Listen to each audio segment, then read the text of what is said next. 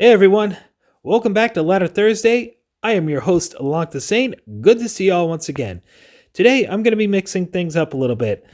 I'm going to be trying a different format for this series, and I basically just want to get right into the action. I also want to trim down these videos a little bit, so I think I'm going to go back to using the replays rather than the live gameplay. But this is a blue-purple aggressive mid-range deck that was played by my teammate AetherSSB on stream recently. I saw him playing it, thought that looks pretty sweet, so I'll check it out for myself. For those of you who don't know, Aether is such a fanatical Mythgard player. He has not one, but 2 accounts he took all the way up to champion. So if Aether thinks a deck is good, I'm going to take his word for it. But this is a deck that plays a lot like Valkyries, but we have some additional tools that we can use to help us get around our opponent's minions. So let's just dive right into the games here. Turn the sound up for you guys. And if you want to check out the deck list for yourself, I will leave a link in the description below. But let's just jump right into it. So I'm going to burn one Frecky Scout, play out the other. Demolition Speedway is a good pickup. That's always a good option for turn 2. Although I don't know that I really want to burn the Hatter or the Care Morning Wives. And this is why it's nice to play in purple, because now we can put out Racer and Shadow. We'll take care of that color block before our opponent has the ramp. As you can see from our opponent's hand, the Goblin Bomb is playing a blue-green ramp deck, so we're going to be facing a lot of overrun. And this deck also has a similar problem to Valkyries, whereas if the opponent is able to get to the big minions and go over the top, this deck struggles a little bit. So we get down the Black Hatter. Hopefully they won't have a whole lot in the way of removal. Hopefully we'll just be able to get in a couple times with Black Hatter, chip away at the opponent's hand. They put out a Gamma, so we're going to take some damage here, but we can move around with the Hatter. And in fact, we can put down a Demolition Speedway. We'll take out the Ironheart thing as we get in for damage on the opponent. So they'll discard a card, they'll lose a minion. And the plan is to eventually get the Pentacle of Flavors on the Hatter. That way we can maneuver around the board, use the Pentacle to remove some of our opponent's minions. But as they put a Detain on there, we can't do that just yet. And the Pentacle also has regen, so we'll be able to heal up our Black Hatter eventually. So we take another card out of the opponent's hand. It's going to be the Detain. So we've knocked a Brocky and a Detained right out of our opponent's hands. So we're getting some good card advantage. And I'm just going to let them get in for a couple times with the Gamma, because now the Black and Jotun's a bigger threat that we'll have to deal with. So we draw another Pentacle, so we have our second purple now. So we'll deal 2 with the Shinobi, aim those stars at the Black and Jotun. Then we'll drop the Pentacle on the Black Hatter that we've just moved over. That'll take care of Jotun. We're going to take another 6 from the Gamma, and that's a Hyperborean, so definitely facing a lot of overrun in this deck. We don't have a whole lot of life left to spare, but we help over with Black Hatter. We'll use the Blast ability from Pentacle, take that out. Then we'll crash into the Hyperborean, slide over with our Shinobi, take that out. And at this point, our opponent has no cards left in hand. They can't really hold on to anything either because the Black Hatter's just going to knock it out. And our opponent draws a brick. That's a Demolition Speedway. And they brick again by drawing a Ruslan's Blight, which really isn't going to help them. So that should be enough to finish them off. So as you saw, we were able to stay aggressive, keep doing damage to the opponent. We were able to use the Pentacle of Flavors as kind of a quasi-removal. Be able to finish off cards like the Black and Jotun and the Gamma to aim for damage. Just, some tools that maybe Valkyries doesn't have, but very good in an aggressive mid-range deck.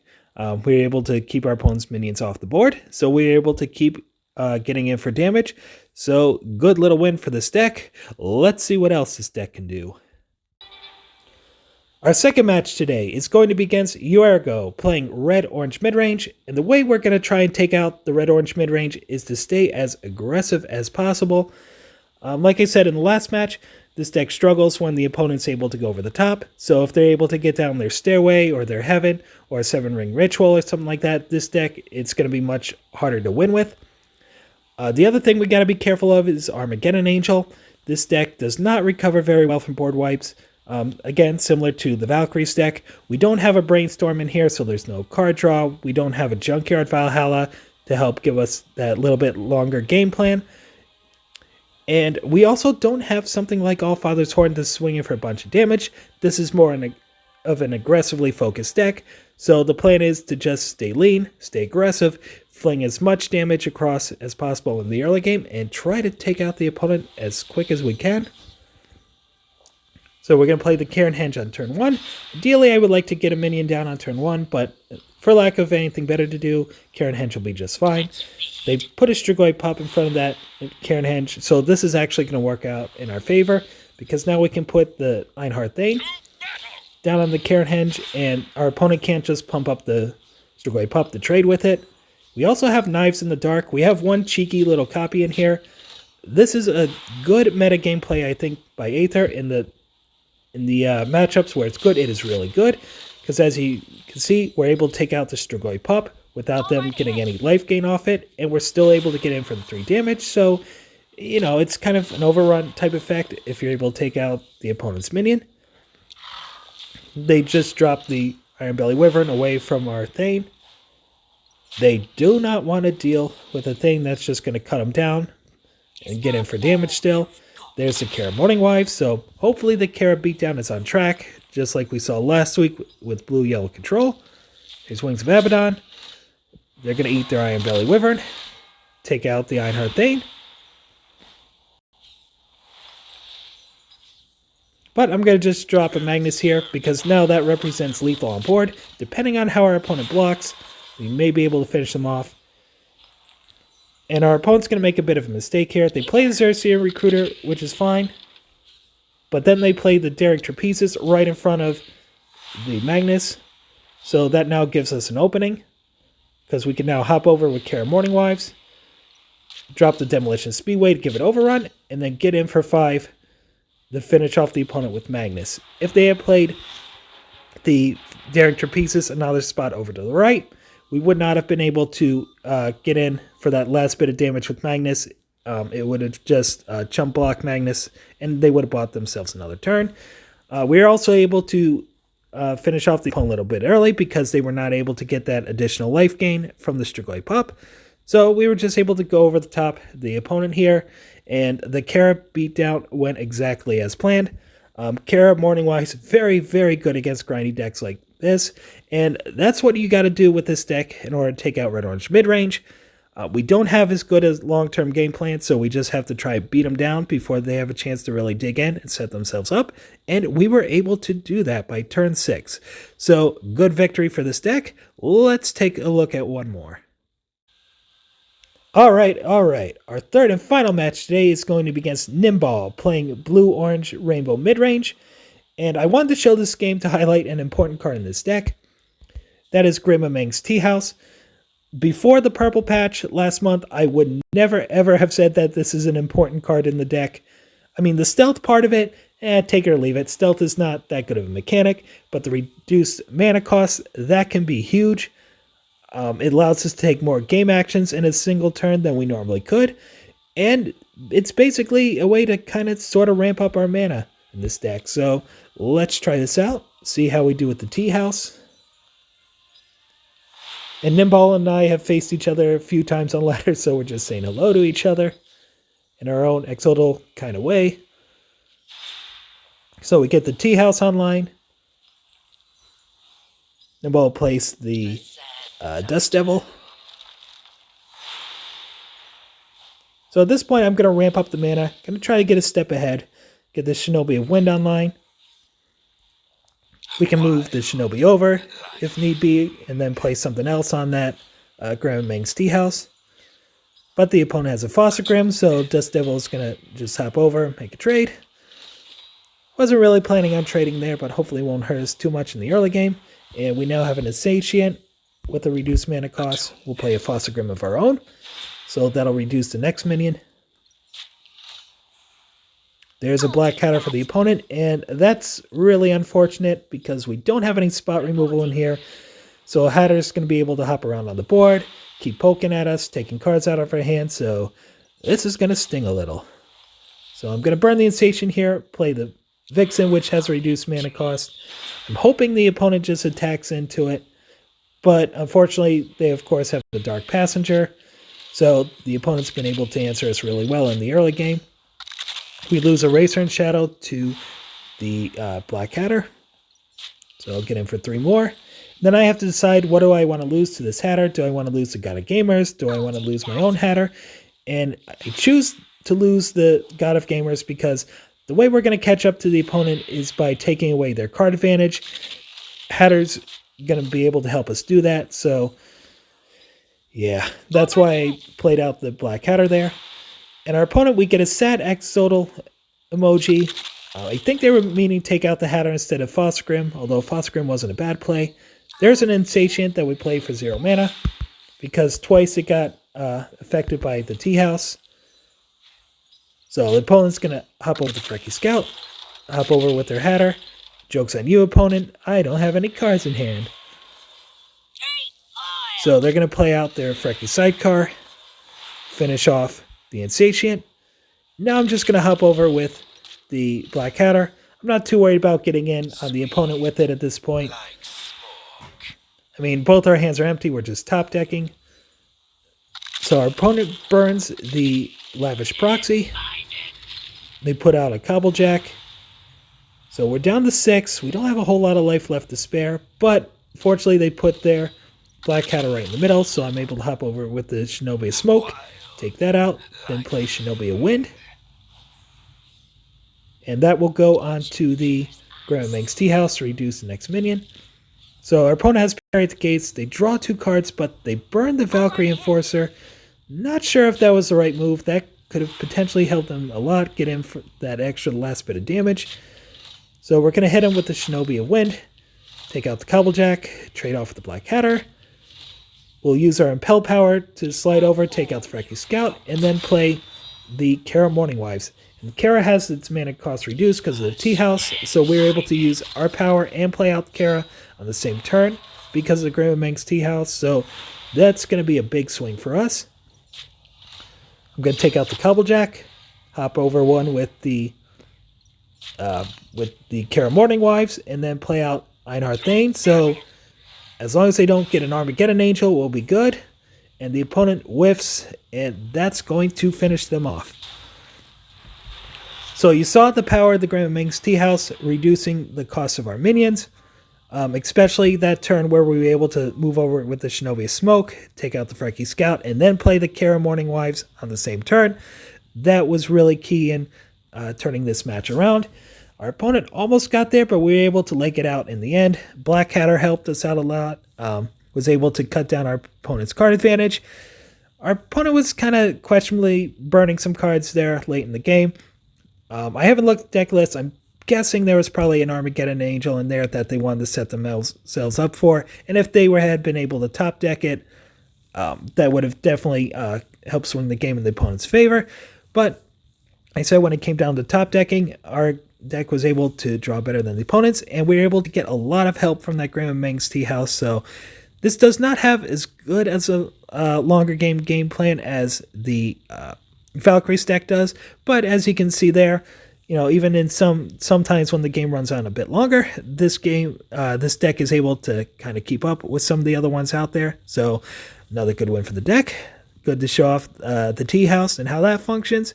So let's go back to the home screen and we'll talk about this deck for a little bit. So now that you guys have seen the deck in action, let's talk about it for a minute. So the way Aether describes this deck is that it's very good at keeping up the pressure on the opponent while still being able to remove the opponent's minions.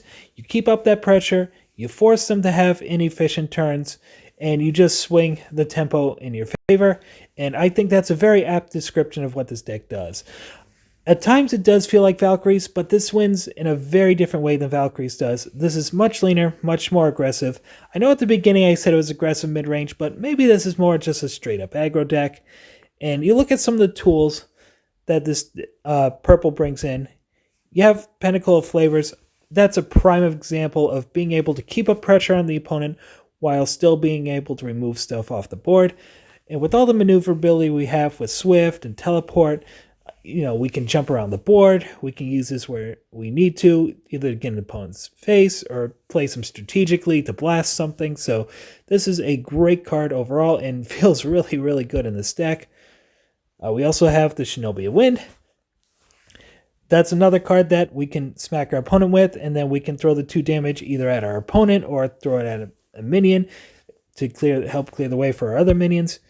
And you also saw the Knives in the Dark. Knives is a little more situational. Against control decks that go a lot bigger, this card didn't feel so good, but against something like Red-Orange Midrange, which is a little more aggressive, and aggro decks in general, this card is really, really good. So it's one of those cards where when it's not good, it's pretty mediocre to just bad, but when it's good, it's great. So definitely think it's worth having Knives in the Dark in here. And one thing we didn't get to see a whole lot of in gameplay is we do have a 9-tailed Vixen in here, and we do have a few spirits, so there's a few spirit synergies in here. We have the Shinobi of Smoke, we have the Insatiate, which is just a nice 2/3 for 2 mana, and also the 4 copies of Racer and Shadow. If we can loop a couple of those back in, I mean, they're a good removal spell in themselves. So overall, this is a good aggressive deck. I was able to go 15-7 with it. And Aether, who's all the way up on Champion, and I would say a better player than I am, he was able to go 20-7 with it. So this is definitely a competitive deck. There's no doubt about it. I think he may have cracked the code with blue-purple. A lot of those blue-purple type decks, they like to go bigger. They like their Volcanic Grizzlies. They like their Daigoju Supremes. This one keeps it lean, keeps it tight, stays aggressive, which plays much more into Blue's wheelhouse, and purple has some additions in here as well that can help this deck stay aggressive. As for the weaknesses, kind of the same weaknesses as the Valkyrie's deck. This deck is not very good against hard removal, especially Misanthropia. I mean, we don't have a way to recover. I know I mentioned that in the Red-Orange Midrange, but that is one way this deck can get beaten. If we get hit with a timely for our opponent Misanthropia, this deck is just kind of floating dead in the water.